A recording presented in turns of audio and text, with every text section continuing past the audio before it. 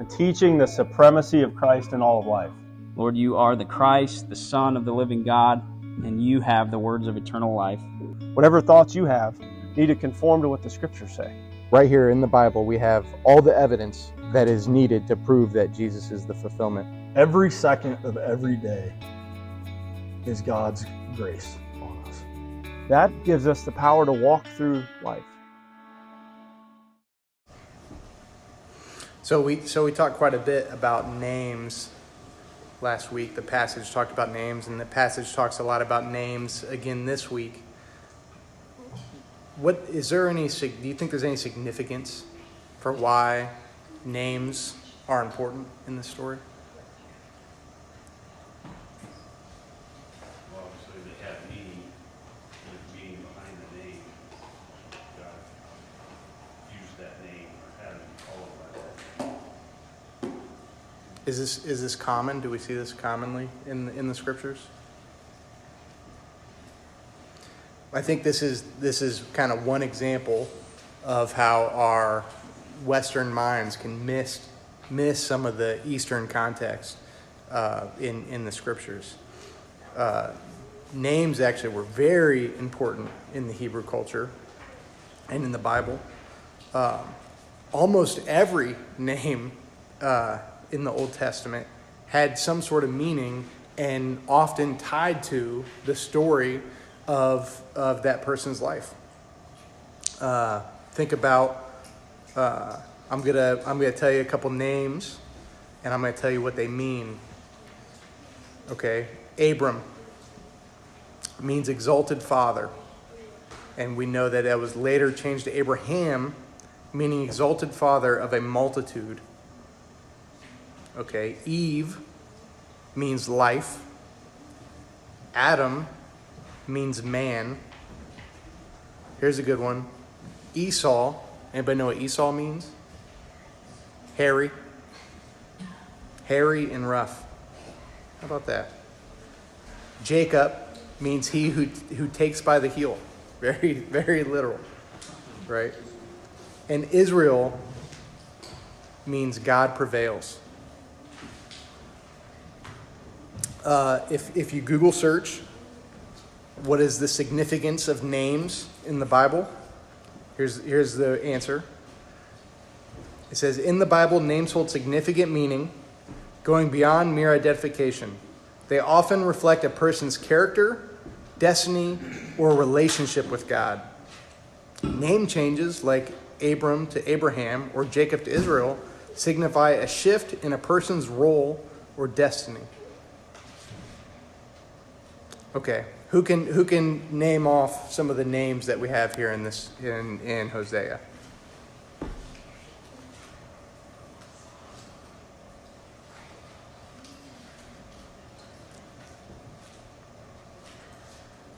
Well, I mentioned in my first lesson when we started Hosea. Hosea means salvation, for one. Yep. And then we covered the name of the first son was Jezreel, and it kind of had two meanings. So the first was God scatters, or God will scatter, and the second one was God sows. Mm-hmm. What are the names? Lo Ruhamah Mm-hmm. means she is not a fiend nor seek her compassion. Mm-hmm. Lo Ami. What's that one mean? Not my people. So we'll see this as we go through this passage. But some translations will have the names, and some translations will translate it to its meaning. But I think it's significant and important to realize that in the Hebrew, it is the name. It is the name over and over again. Even some translations pick and choose when they keep it the name and when they change it. And maybe we'll point out some of that along the way. But I want us to keep in mind the significance of names as we read this poem here.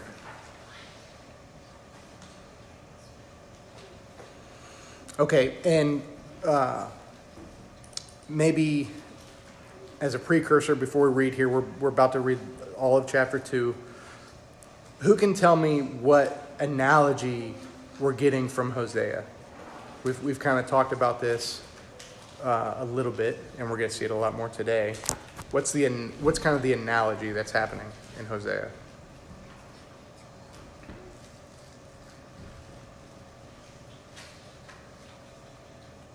You mean just like the husband married to an unfaithful wife? Is that Correct. what you- Yep. Yeah. Yep. And what is that relating to? What picture should we see?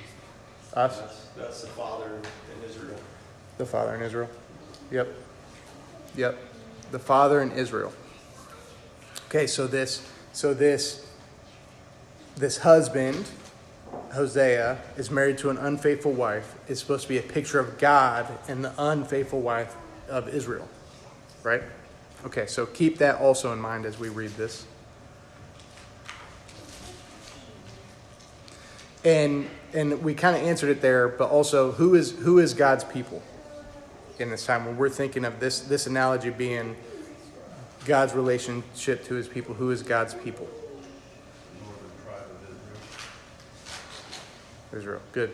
Good. Okay, let's go ahead and let's read. Let's keep all these things in mind as we read Hosea chapter 2, if I could get a couple readers. Or a few readers.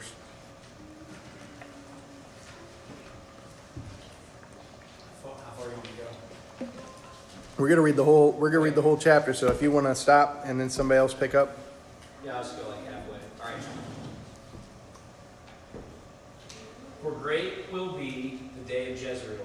Say to your brethren, my people, and to your sisters, mercy is shown. Bring charges against your mother. Bring charges, for she is not my wife, nor am I her husband. Let her put away her harlotries from her sight, and her adulteries from between her breasts, lest I strip her naked and expose her, as in the day she was born, and make her like a wilderness, and set her like a dry land, and slay her with thirst. I will not have mercy on her children, for they are the children of harlotry, for their mother has played the harlot. She who conceived them has behaved shamefully, for she said, I will go after my lovers, who give me my bread and my water, my wool and my linen, my oil and my drink. Therefore, behold, I will hedge up your way with thorns and wall her in, so that she cannot find her paths. She will chase her lovers, but not overtake them. Yes, she will seek them, but not find them. Then she will say, I will go and return to my first husband, for then it was better for me than now. For she did not know that I gave her grain, new wine, and oil, and multiplied her silver and gold, which they prepared for Baal. Therefore, I will return and take away my grain in its time, and my new wine in its season, and will take back my wool and my linen, given to cover her nakedness. Now I will uncover her lewdness in the sight of her lovers, and no one shall deliver her from my hand. I will also cause all her mirth to cease, her feast days, her new moons, her Sabbaths, all her appointed feasts.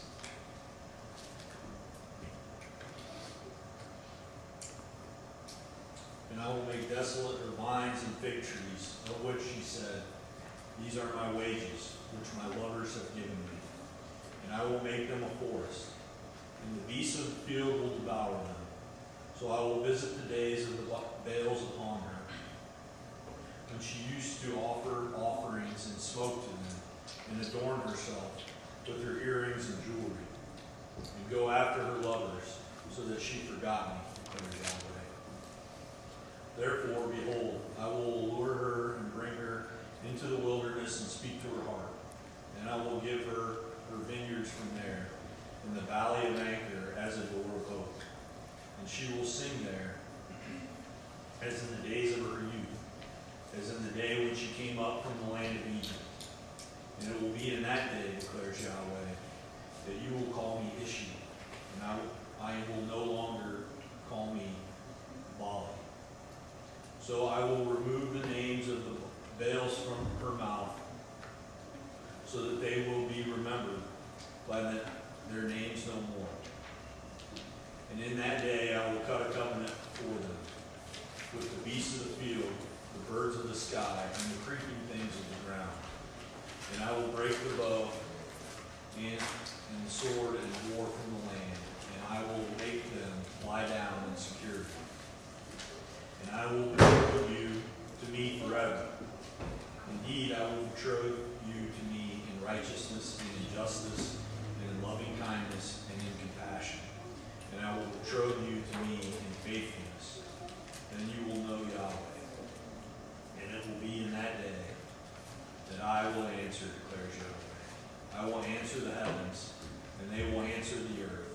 And the earth will answer the grain, the new wine, and the oil. And they will answer Jezreel. And I will sow her for myself in the land. I will also have compassion on her who had not obtained compassion. And I will say to those who were not my people, you are my people. And they will say, you are my God. Kearns, what translation are you reading out of?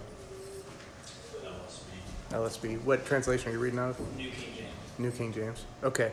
And so if anybody else was following along and maybe had a different translation, you notice a lot of words that are different, right? And a lot of this is because this is really poetry, and it is written with names. A lot of these words that you see translated, like Kern's translation in verse 16, had the name, but your translation might say, like the ESV says, it says, and in that day declares the Lord, you will call me my husband. And Kern's read the name, and no longer will you call me my Baal. Now we'll come back to that because I don't like the ESV translation there, but we'll come back. But I just wanted to point out the reason why your translation might seem so different is because they're picking and choosing when to put the name and when to put the translation, because really the translation matters. What the name means matters. To the Hebrew reader, they would read a name and they would understand what it meant. They would understand the meaning. For us, we don't. We miss it. And so that's why they try to help us out here with the translations, sometimes translating to the meaning.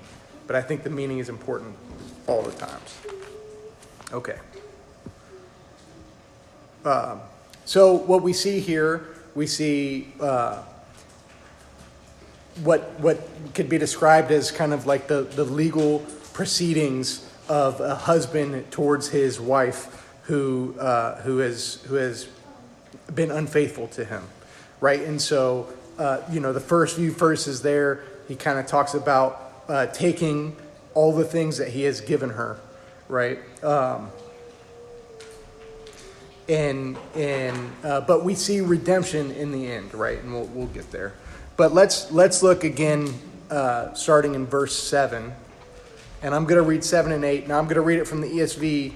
Your translation might be slightly different.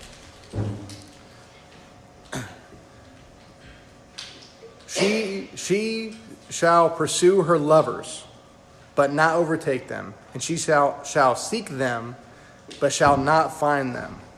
Then she will say, I will go and return to my first husband, for it was better for me than now. And she did not know that it was I who gave her the grain, the wine, the oil, and who lavished on her silver and gold, which they used for Baal. What was the woman in this story? What was she pursuing?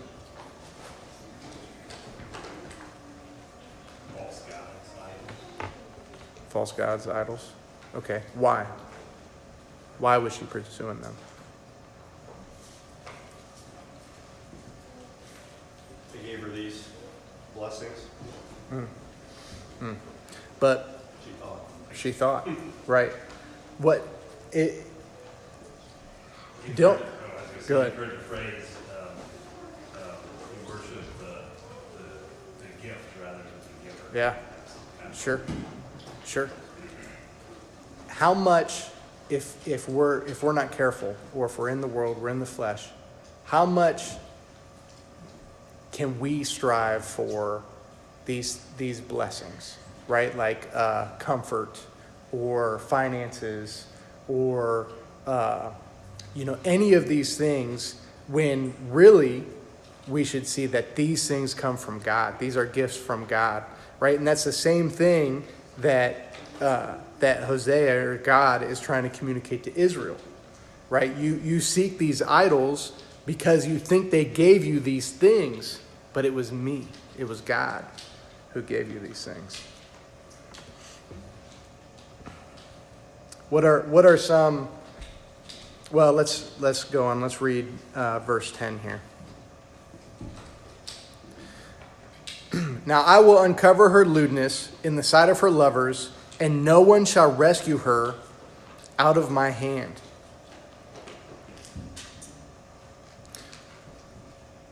What do you think? What do you think this can teach us about idols?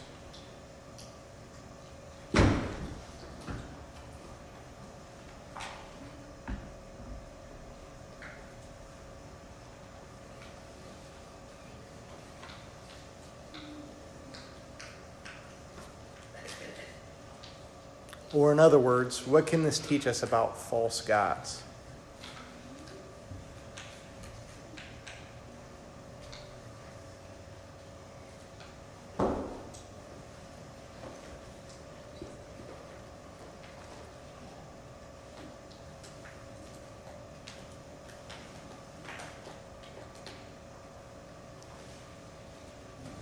This one's maybe a little bit more difficult to see here, and maybe I'm the only one who sees it, so I'll give the answer.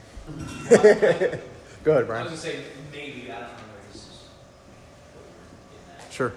Just in the, no one shall deliver her from my hand, for Uh-huh. God is above all. Sure. Yeah, and I think in the end, you think of this story, you think of this woman who has had many lovers, but there's one true lover, right? There's one true, or in the analogy, there's one true God, but the people of Israel have many Baals, many false gods that they're worshiping. And we see God's faithfulness in the end. But when it comes to these false gods, when God takes his hands off of us, do the false gods save us? Do they care? They can't save us, right? Ultimately. It's like a one-sided relationship. We think we're getting from these false gods, but they give nothing back to us. They don't save us. It's consumptive. What's that? I said it's consumptive. Right. The things that we pursue selfishly for our own glory are doing the same thing to us. So anything that we're pursuing outside of the love of God it's just consuming us. And Yep. Yeah, it's one side, selfish. Right. We can strive our whole lives for riches. And what happens to those riches when we go to the grave? They're gone. Let's read verse 10. Oh wait, that's what we just read, isn't it? Let's read verse 12. And I will lay away her vines and her fig trees, of which she said, these are my wages, which my lover has given me. I will make them a forest, and the beasts of the field shall devour them. That's what we're just talking about, isn't it? What happens to our riches? What happens to these earthly desires that we have? They ultimately rust, fade away, right?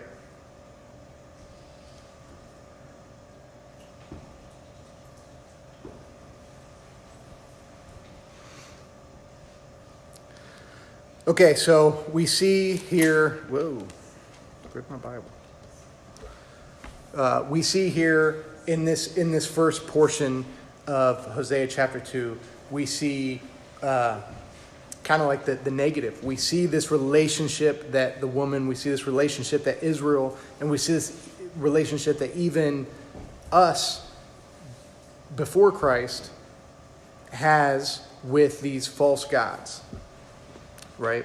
And we see who really is in control, who really gives the blessings, and we see the type of I guess, heart the idols have, and what that leads to, that destruction that it leads to. But there's hope, right? So let's read verse 15 here. And there I will give her her vineyards, and make the valley of Achor a door of hope. And there she shall answer, as in the days of her youth, as at the time when she came out of the land of Egypt.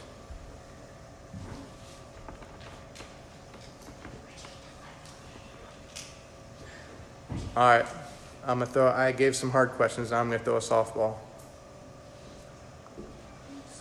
What do you think the door of hope is?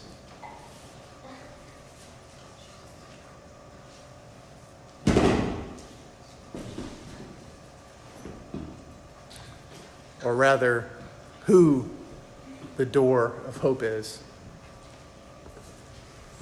Did we talk about a door before? I think we saw that in John's gospel, didn't we? We did, didn't we? It's Jesus. It's Jesus. Okay, I'm gonna read this next bunch of verses here, and then we're gonna talk about it some more. From verse 16 to 20, it says, "And in that day, declares the Lord, you will call me my husband, and no longer will you call me my Baal." I'm going to stop here real quick. So my translation says my Baal. Kern said my Bailey or Bali. Anybody have anything different? My master. My master. I actually like that one the best. Okay, so I don't really know why ESV translators went to go with my Baal. Baal actually does mean master. But that word, my Baal, or my master, is one word, it's one name, and it's Bali, and it just means my master. Okay, I think in the next verse, it does talk specifically about Baals, but I think in the context of this, we'll understand. Let me reread the verse. "And in that day, declares the Lord, you will call me my husband, and no longer you will call me my master." Right? It's this compassion. It's this love from God as a husband and not a master. Okay. Not a false god. That's not what they're trying to point out here. Okay. Verse 17. "For I will remove the names of the Baals from her mouth, and they shall be remembered by name no more. And I will make them a covenant on that day with the beasts of the field, the birds of the heavens, and the creeping things of the ground. And I will abolish the bow, the sword, and war from the land, and I will lie you down in safety." Does any of this sound familiar? "And I will betroth you to me forever. And I will betroth you to me in righteousness and in justice, in steadfast love and in mercy. I will betroth you to me in faithfulness, and you shall know the Lord."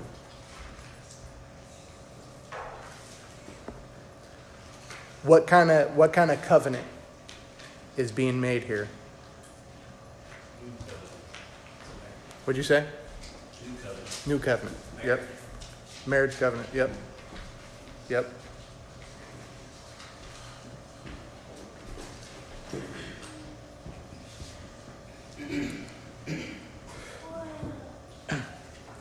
I would word it a covenant of peace.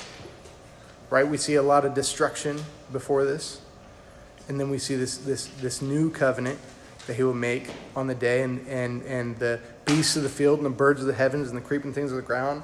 "And I will abolish the bow, the sword, and war from the land. I will make you lie down in safety." Right? It's a covenant of peace.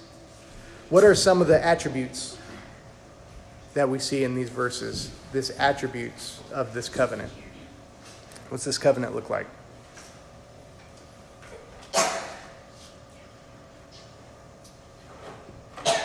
He says, "I will remove the names of the Baals from her mouth." Yep. So he'll remove the idols. It's very good. What else? 19 and 20, righteousness, justice, loving kindness, mercy, faithfulness. You shall know the Lord, knowledge of the Lord.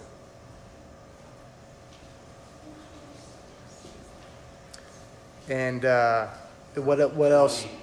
Yep. Verse 20, it says, then you will know the Lord. Mm-hmm. I mean, that's part of the new covenant that we learned about in Ezekiel and Jeremiah, that those they will know. Mm-hmm. Yep. And how long does this covenant last? Everlasting. Yep, forever. Forever. So what would we call this covenant? Tom said it. New covenant. So, I mean, I think there's a lot there. That Yeah. Probably, talk about the sacrifices of we're making a covenant with the beast of the field versus God. We learned about that, like the lion and the lamb laying down together and all that. Hosea. yep. Well, I'd like to flip over to another passage that this kind of reminds me of a little bit. So if we could flip over to Isaiah.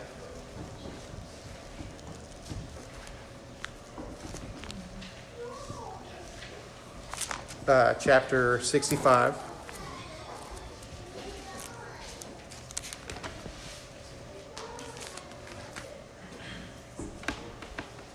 And let's see if this sounds like a similar place. Can I get somebody to read? Where did you say? Oh, I'm sorry. Isaiah chapter 65, verses 17 through 25. And if I could get somebody to read it for me. For behold, I create new heavens and a new earth. The former things will not be remembered or come to mind. But be glad and rejoice forever in what I create. For behold, I create Jerusalem for rejoicing, and her people for gladness. I will also rejoice in Jerusalem and be glad in my people. And there will no longer be heard in her the voice of weeping and the sound of crying. No longer will there be in it an infant who lives but a few days, or an old man who does not live out his days. For the youth will die at the age of 100, and the one who does not reach the age of 100 will be thought accursed. They will build houses and inhabit them. They will also plant vineyards and eat their fruit. They will not build and another inhabit. They will not plant and another eat. For as the lifetime of a tree, so will be the days of my people, and my chosen ones will wear out the works of their hands. They will not labor in vain, or bear children for calamity. They are the offspring of those blessed by the Lord, and their descendants with them.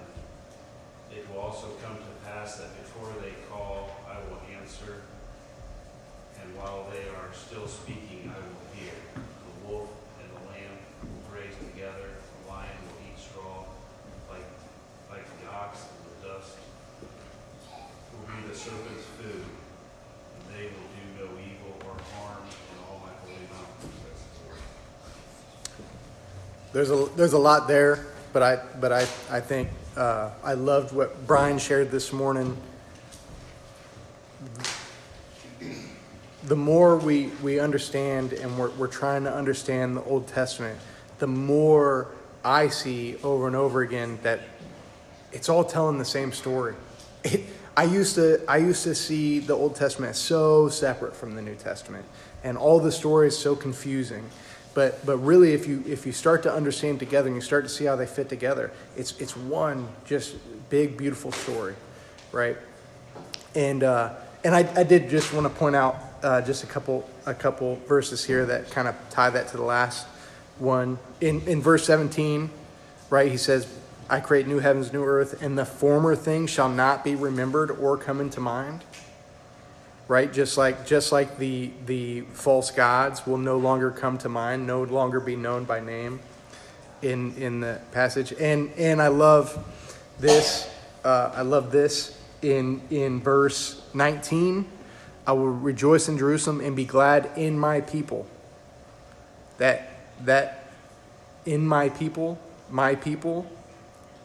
Ami, is literally what it says in the Hebrew. It's Ami. It's that name. It's that name again, my people. Right? So, having that name in mind, let's flip back to Hosea.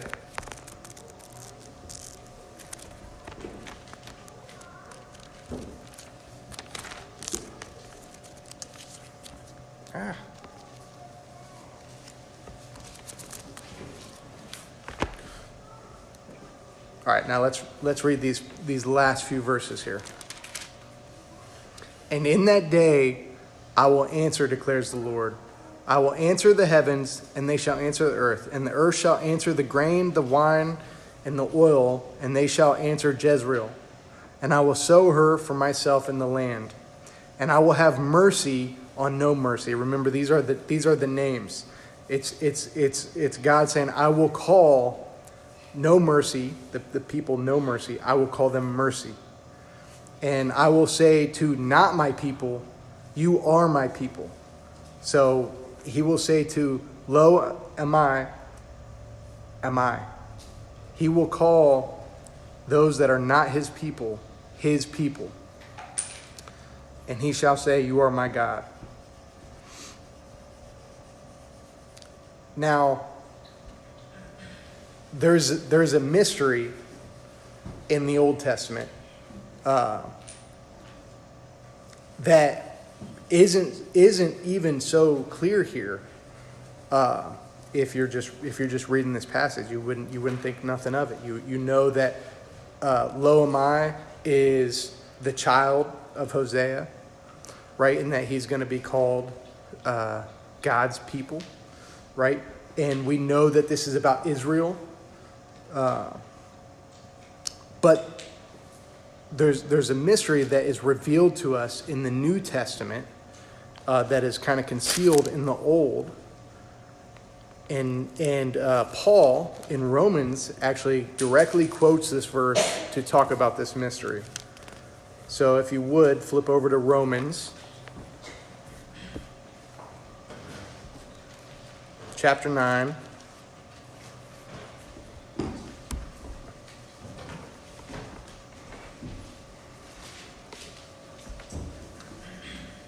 And we're going to start in verse 14, and I'm sure all of us have read Romans chapter 9 a lot and wrestled with it over time. But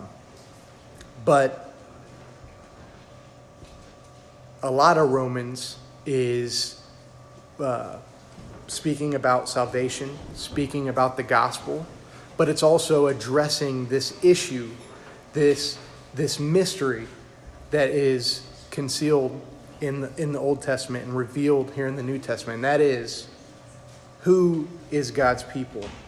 Is it Israel only, or are others included? So let's read Romans chapter 9, and we're going to start in verse 14. I'm just going to read a couple verses here, and we'll talk about it. What shall we say then? Is there injustice on God's part? By no means, for he says to Moses, I will have mercy on who I will have mercy, and I will have compassion on whom I will have compassion. Does that sound familiar? These phrases are echoed all throughout Scripture. Lo ruhamah, no mercy. Rumaha, mercy. Right? God is saying he will have mercy on who he will have mercy. All right, let's skip ahead a little bit. In verse 22, it says, what if God, desiring to show his wrath and to make known his power, has endured with much patience vessels of wrath prepared for destruction, in order to make known the riches of his glory for vessels of mercy, which he has prepared beforehand for glory? even us whom he has called. Now here's the mystery. Not from the Jews only, but also from the Gentiles. As indeed he says in Hosea, those who were not my people, I will call my people. Ami. And her who is not beloved, I will call beloved. And in the very place where it is said to them, you are not my people, they will be called sons of the living God.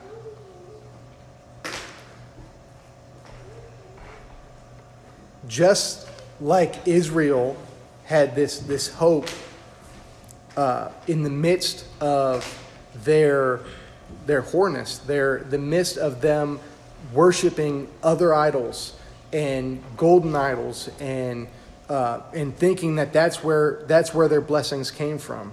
Just like we who grow up in America, and maybe some of us grew up without Christ and worshipped other things like relationships or money or jobs or cars or fancy things, whatever it may be, because we think those are the things that give us joy. We think those are the things that give us blessings. God wasn't just talking to Israel. It wasn't just Israel that were not God's people and that were going to be God's people, but it was from Gentiles also, which is how we are included. Okay, let me read a little bit more. And it says, and Isaiah cries out concerning Israel, though the number of the sons of Israel be as the sand of the sea, right? We saw this language in Hosea as well. Only a remnant of them will be saved, for the Lord will carry out his sentence upon the earth fully and without delay. And as Isaiah predicted, if the Lord of hosts had not left us offspring, we would have been like Sodom and become like Gomorrah. What shall we say then? That Gentiles who did not pursue righteousness have obtained it? That is a righteousness that is by faith. But that Israel who pursued a law that would lead to righteousness did not succeed in reaching the law. Why? Because they did not pursue it by faith, but as if it were based on works. They have stumbled over a stumbling stone. As it is written, behold, I am laying in Zion a stone of stumbling, a rock of offense, and whoever believes in him will not be put to shame. Brothers, my heart's desire and prayer to God for them is that they may be saved. Talking about the Jews. For I bear them witness that they have a zeal for God, but not according to knowledge. For being ignorant of the righteousness of God and seeking to establish their own, they did not submit to God's righteousness. For Christ is the end of the law for righteousness to everyone who believes. It really can be hard to understand. That's why I said Romans is doing a lot of explaining specifically to believing Jews this relationship that God has with the Jews and to the Gentiles. And all along, it has never been about who we are or what we've done or what we've been able to accomplish. That's the stumbling stone. The stumbling stone in Zion is that Christ is the only one that can save. Men can't save themselves, right? That's what Paul's trying to tell us here, right? And so if we even think back to Hosea, and we're going to see this throughout Hosea, is Israel could not save themselves. Only God could, right? Israel, what did Israel do? What is our works? What is Israel's works and what does our works get us? It doesn't get us anywhere. It's only through what Christ has done. Okay, I'm going to open up for any comments, and then I got a small bit to close. I was just thinking through the beginning there about how he says Israel wants to return back to their gods. right? Return back. Well, he used the example of the former husband and to go back there for the blessings. And God has used that all the way back from the Exodus. About how after he redeemed them out of Egypt and they wanted to go back. Remember why they wanted to go back? Because they said it's better for us there. Right? Immediately rejecting Yahweh after his salvation. They wanted to go back to the former master. And he's using that again, that same example here in Hosea. And then when we get to the book of Hebrews, we get to the New Testament. They use that same thing too. They use the Exodus. They talk about how not to go back to the old covenant. Because something better has come. Christ has come. Right? The true and better. And that is what we're seeing here in Hosea, is this foreshadowing of that true and better, the thing not to go back to, and the thing to go to and run to, which is Christ. And this whole conversation, I think, the hang-up for a lot of Christians is what seemingly are these physical blessings. These creeping things in the field, the birds of the sky, there'll be a covenant with the earth, and these things like the hills will drip sweet wine. Seems like all this land blessing and promise. And so many Bible readers, I think, get stuck on that and get hung up on that.